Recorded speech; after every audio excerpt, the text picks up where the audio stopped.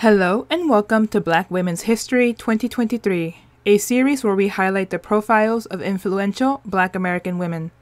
This series is presented by the National Abolition Hall of Fame and Museum, whose mission is to honor anti-slavery abolitionists, their work to end slavery, and the legacy of that struggle, and strives to complete the second and ongoing abolition, the moral conviction to end racism. Mary McLeod Bethune was a remarkable educator, civil rights leader, and political activist who devoted her life to improving the lives of Black Americans and promoting equal rights for all. Born in 1875 in MAYESVILLE, South Carolina, Bethune was the 15th of 17 children and grew up in poverty. She grew up picking cotton on land her parents were sharecropping with the people who had owned them prior to the Civil War. Despite her humble beginnings, she went on to become one of the most influential women of her time. Bethune's early education was limited, but she was determined to learn. She attended SCOTIA Seminary in North Carolina, a boarding school where she received training as a teacher.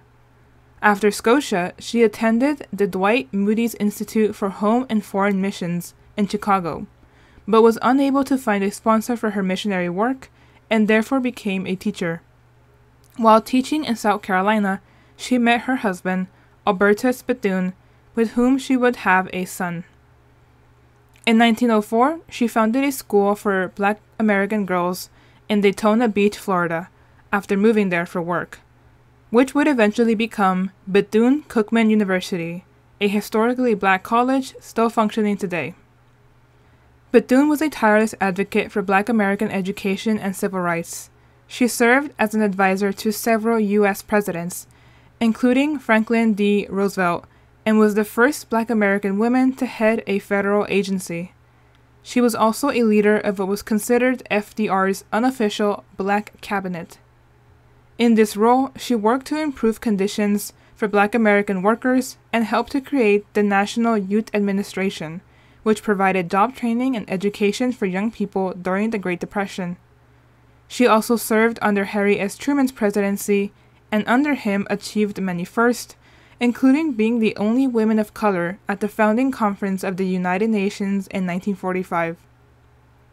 Bethune was also active in the civil rights movement, and she was a key figure in the National Association for the Advancement of Colored People, NAACP, becoming vice president of the NAACP in 1940 until her death, and also served in the National Council of Black Women. She believed that education was the key to empowering Black Americans and worked tirelessly to promote literacy and education in Black communities. To add to her accolades, she also co-owned her own businesses in Daytona throughout her life. Bethune's impact on American history is immeasurable. She broke down barriers for Black women in education, politics, and civil rights, and paved the way for future generations of leaders. Her tireless advocacy for equal rights and opportunities for all people continues to inspire and motivate people around the world. In 1955, Bethune was named one of the 10 most influential women in the United States by Time magazine, and in 2022, she became the first Black American to be represented with a state statue in the National Statuary Hall collection at the U.S. Capitol. Her legacy continues to be felt today. Thank you for attending today's introduction to the life of Mary McLeod Bethune. Please help us by completing a brief survey at the link available on your screen and in the video description. Your feedback will help NAHOF receive funding and plan future projects like this one. Also, feel free to contact NAHOF with any questions or comments via the comments section or at the contact info on your screen. Don't forget to follow us on social media, and we hope to see you at our next presentation. Thank you.